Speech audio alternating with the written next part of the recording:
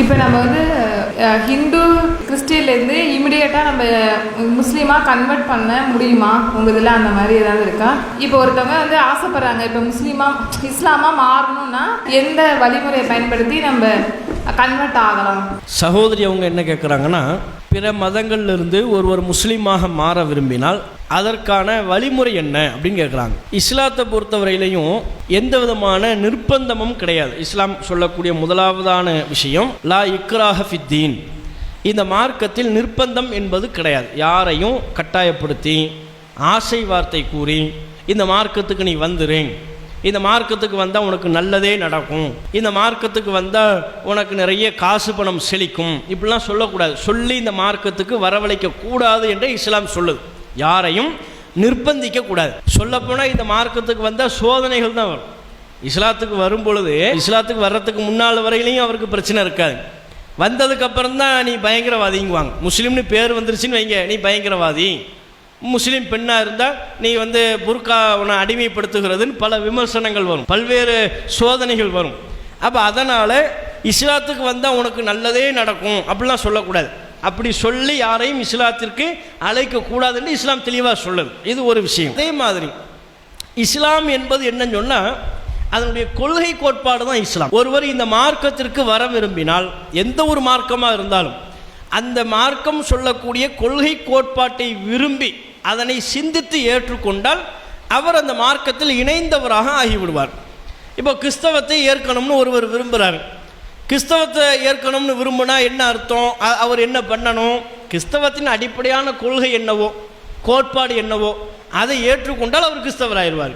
அதுதான் அதில் உள்ள விஷயமாக இருக்கும். இந்து மதத்திற்கு ஒருவர் மாறணும்னு நினைக்கிறார், இந்து மதத்தில் ஒருவர் தன்னை இணைத்து கொள்ளணும்னு விரும்புகிறார். அப்படி இணைத்து கொள்ளணும்னு விரும்பினார்னா எதை பார்க்கணும்? இந்து மதத்தின் கொள்கை என்ன, கோட்பாடு என்ன, அது பிடித்து போய் அந்த மார்க்கத்துக்கு போகலாம்.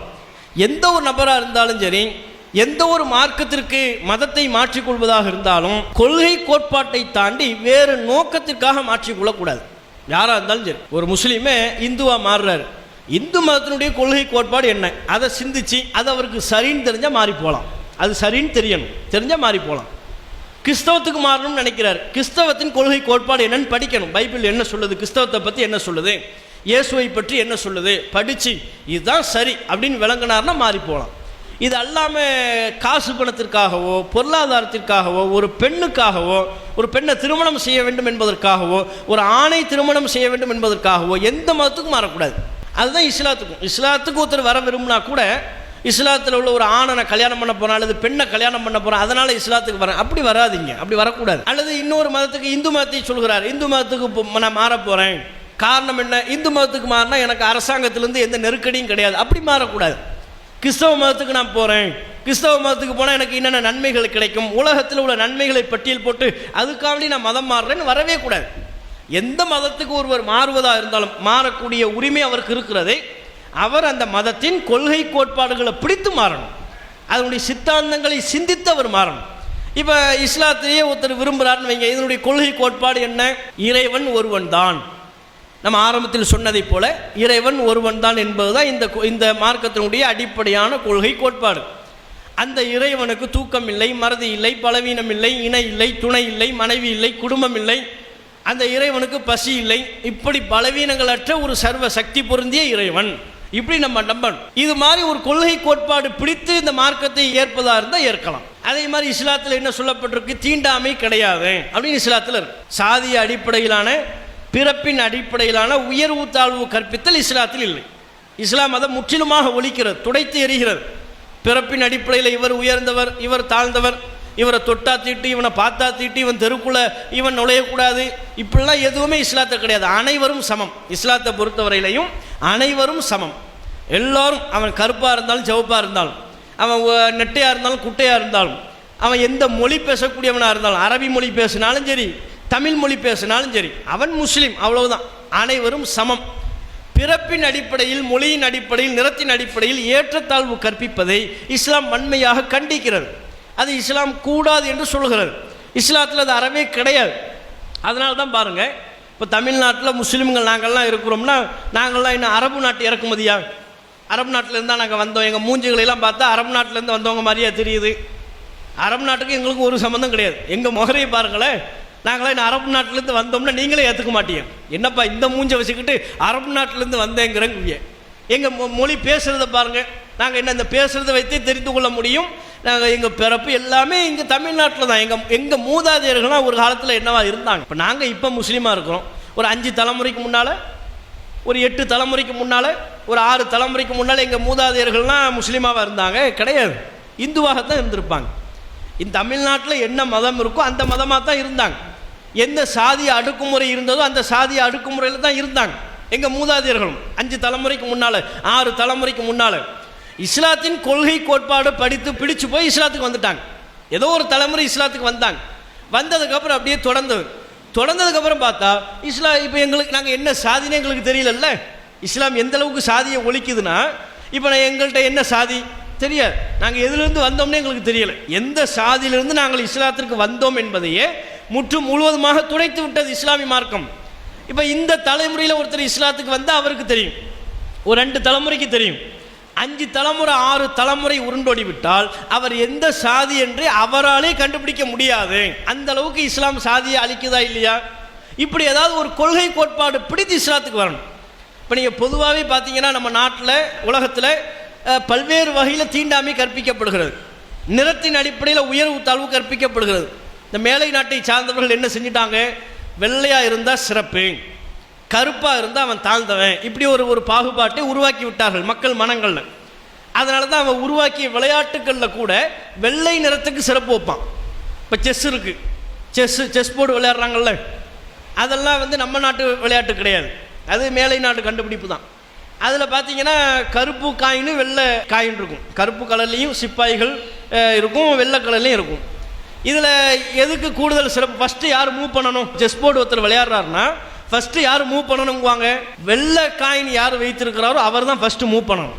அதான் விதி. ஏன் வெள்ளையாக இருந்தால் சிறப்பு. அதான் அதன் பின்னணியில் உள்ள சித்தாந்தம் என்னன்னு சொன்னால், வெள்ளை கலருக்கு எப்போவுமே சிறப்புப்பா. அதனால் நீ வெள்ளைக்காரனை பார்க்குறியா, அவனை விட்டுரு, அவனை வரிசையில் ஆளாக விடு, அவனுக்கு தான் முன்னுரிமை, எல்லாத்துலேயும் அவனுக்கு முதல் உரிமை இருக்கிறது. அதை விளையாட்டில் கூட உருவாக்குனாங்க. கேரம் போர்டு இருக்குது, கேரம் போர்ட்லேயும் பாருங்கள் வெள்ளை கலரில் காயின் இருக்கும், கருப்பு கலரில் காயின் இருக்கும், சிவப்பு கலரில் ஒரே ஒரு காயின் இருக்கும். மார்க்கு பாருங்கள், ஒன்றுக்கு என்ன மார்க்கு, வெள்ளை கலரில் உள்ள காயினுக்கு எவ்வளோ மார்க்கு? 10. வெள்ளை கலரில் இருந்தால் 10, கருப்பு கலருக்கு 5, சிவப்பு கலர் நடுவில் சிவப்பு காயின் ஒரு காயின் இருக்குது, அதுக்கு எத்தனை பாயிண்ட்? 25. வெள்ளை கலருக்கு 10னா சிவப்பு கலருக்கு 25, கருப்புக்கு 5. அப்படின்னா என்னவா, நீ வெள்ளை கலராக இருந்தால் உனக்கு 10 மார்க். வெள்ளைக்கு எப்போவுமே கூடுதல் சிறப்பு. அதுவே சிவப்பாக இருக்குது, சுண்டி விட்டால் ரத்தம் வருது, அந்த அளவுக்கு சிவப்பாக இருந்தால் 25, இன்னும் கூடுதல் சிறப்பு. கருப்பாக இருந்தால் மார்க்கு கம்மி, உனக்கு 5 மார்க்கு தான். இதெல்லாம் விளையாட்டின் மூலமாக கூட நிறத்தின் அடிப்படையிலான உயர்வு தாழ்வை நமக்கு உருவாக்குனாங்க. அந்த பின்னணி தான் அதெல்லாம். இல்லைன்னா கருப்புக்கு 25 வைக்க வேண்டியது தானே, கருப்புக்கு 25 வைத்து விட்டு சிவப்பாக இருக்கிறதுக்கு ஒரு 5 பாயிண்ட்னு போட வேண்டியது. அப்படி போடலை. நிறத்தின் அடிப்படையில் தான் இந்த விளையாட்டு உருவாக்கப்படுகிறது. இப்படி சின்னஞ்சிறிய விஷயங்களில் கூட நிறத்தின் அடிப்படையிலான பாகுபாட்டை உருவாக்கினார்கள்.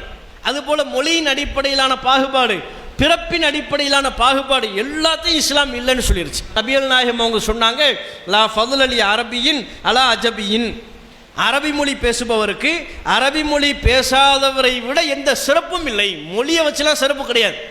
நான் அரபு மொழி பேசுகிறேன், குர்ஆன் அருளப்பட்ட வேத மொழியில் நான் பேசுகிறேன், அதனால் நான் சிறப்புக்குரியவன் சொல்லக்கூடாது. மொழியை வச்சு சிறப்பு இல்லை, நிறத்தை வைத்து சிறப்பு இல்லை, பிறப்பை வைத்து சிறப்பு இல்லை. அப்போ எதன் அடிப்படையில் சிறப்பு? உன்னுடைய செயல்பாட்டை வைத்து தான் சிறப்பு. இதை இஸ்லாம் சொல்லுது. உன் செயல்பாடு நல்லா இருக்கா, நீ எந்த நிறத்தில் இருந்தாலும் எந்த மொழி பேசக்கூடியவனாக இருந்தாலும் நீ சிறப்புக்குரியவன். அப்போ இப்படியான இஸ்லாம் சொல்லக்கூடிய கொள்கை கோட்பாடு சித்தாந்தங்கள் இது பிடித்து ஒருவருக்கு ஏற்றுக்கொண்டு விட்டால், அவர் தன்னை முஸ்லீம் என்று பகிரங்கப்படுத்தாவிட்டாலும் கடவுளின் பார்வையில் அவர் முஸ்லீமாகி விடுவார். அதுக்குன்னு எந்த சடங்கு சம்பிரதாயம், மக்கள் முன்னிலையில் அவரை அழைக்கணும், அவர் எல்லாரும் முன்னிலையிலும் நான் முஸ்லீம் ஆகிவிட்டேன்னு சொல்லணுங்கிற அவசியம்லாம் இல்லை. குர்ஆனை படிக்கிறார், கொள்கை கோட்பாடு பிடித்து போகிறது, அதை அவர் கடைபிடிக்க ஆரம்பித்து விட்டார், முஸ்லீம் ஆயிடுவார். அப்போவே அவர் முஸ்லீம் ஆயிடுவார். சமுதாயம் அவரை அங்கீகரித்தாலும் அங்கீகரிக்காவிட்டாலும். இப்போ இஸ்லாத்தில் உள்ள பல விஷயங்கள் ஒவ்வொருவருக்கும் ஒவ்வொன்றும் பிடிக்கும். சகோதரர் திருமாவளவனை எடுத்துக்கொண்டால் அவருக்கு இஸ்லாத்தில் உள்ள இந்த தீண்டாமை கோட்பாடு இஸ்லாத்தில் இல்லைங்கிறது ரொம்ப பிடித்தமானது. அதுபோல் நோன்பும் அவருக்கு பிடித்தமான ஒன்று. ஒவ்வொரு வருஷமும் ரமலானில் முஸ்லீம்களைப் போலவே அவரும் நோன்பு வைப்பார். பிற அரசியல்வாதிகள்லாம் நோன்பு திறக்கும் போது வருவாங்க, இஃப்தார் விருந்துன்னு வைக்கிறாங்கல்ல அரசியல் கட்சிகள், அதில் வந்து பங்கெடுப்பாங்க.